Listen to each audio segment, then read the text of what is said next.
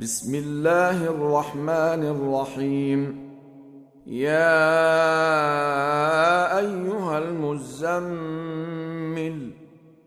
قم الليل إلا قليلا نصفه أو انقص منه قليلا أو زد عليه ورتل القرآن ترتيلا إنا سنلقي عليك قولا ثقيلا إن ناشئة الليل هي أشد وطئا وأقوم قيلا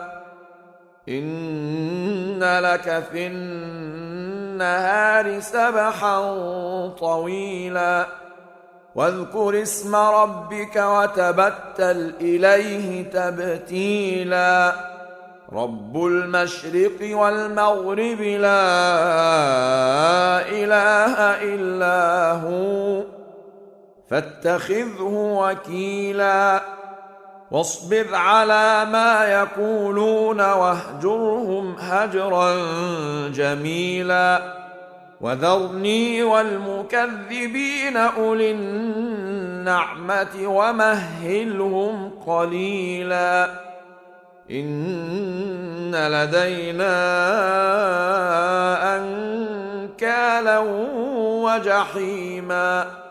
وطعاما ذا غصة وعذابا أليما يوم ترجف الأرض والجبال وكانت الجبال كثيبا مهيلا إنا أرسلنا إليكم رسولا شاهدا عليكم كما أرسلنا إلى فرعون رسولا فعصى فرعون الرسول فأخذناه أخذا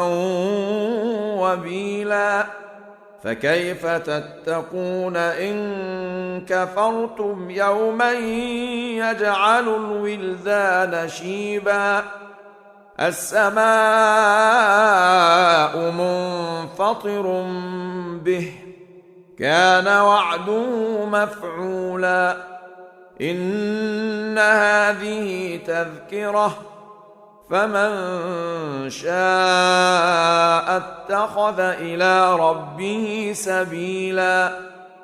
إن ربك يعلم أنك تقوم أدنى من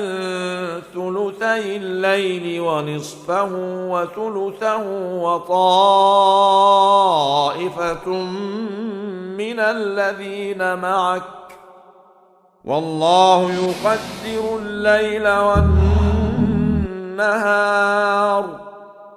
علم أن لن تحصوه فتاب عليكم فاقرؤوا ما تيسر من القرآن علم أن سيكون منكم مرضى وآخرون يضربون في الأرض يبتغون من فضل الله وآخرون يقاتلون في سبيل الله فاقرؤوا ما تيسر منه وأقيموا الصلاة وآتوا الزكاة وأقرضوا الله قرضا حسنا وما تقدموا لأنفسكم من خير تجدوه عند الله هو خيرا وأعظم أجرا واستغفروا الله إن الله غفور رحيم.